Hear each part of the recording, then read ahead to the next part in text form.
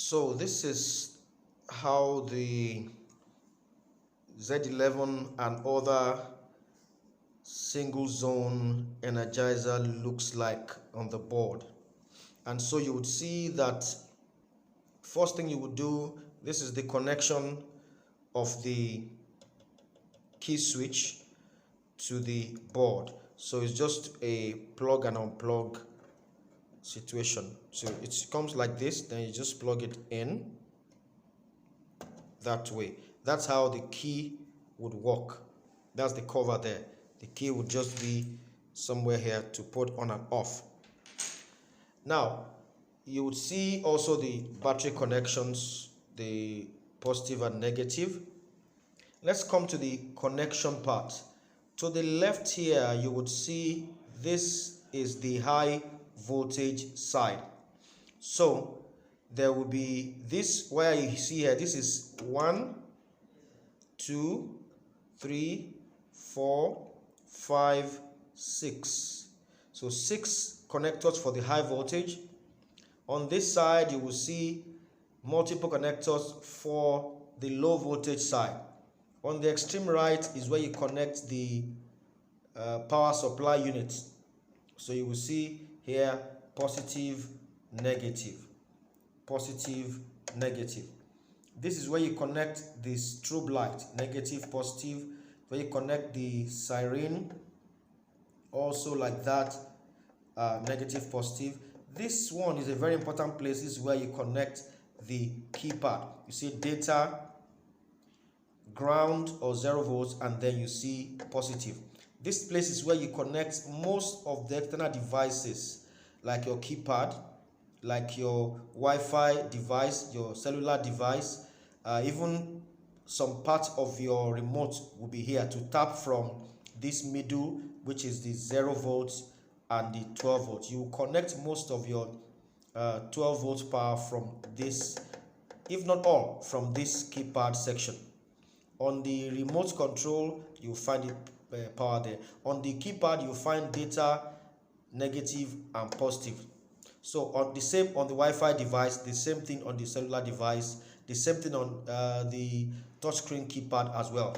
3 like this, so it makes it easy. The next one is the gate connector. That one is only if you are using like a mag lock, something to monitor the gate when it's opened or closed. If not, you won't need it. It's already, so you see it's already looped here. It's already looped here, so you don't need to bother yourself using that unless you need to. You can see the loop is already there. Can you see now? All right, and the final part here is the input one. This is where you put your remote control input. You will see the inputs there, and then the other 2. There are 4 wires from the remote control, 2 here and then the others there. Now let's go to the high voltage side. Your connection here is very simple. There are 6 terminals, and it is because this is the same way a dual zone energizer looks like. So if it was dual zone, you will have feed 1 and return 1. You will have feed 2 and return 2. Then you will have your earth in the middle. But that's why you have 6 there. That's why I know if you are used to already having 4 for other panels you see outside there. So for this one is the same. You will need only 4 to, you know, only this one, this one, this one, and this one. So I like to call it this way just for ease. I will call it, I'll just number from the left to the right, 1 2 3 4 5 6. I'll just give it, label it like that. 1 from the left, 2 3 4 5 6.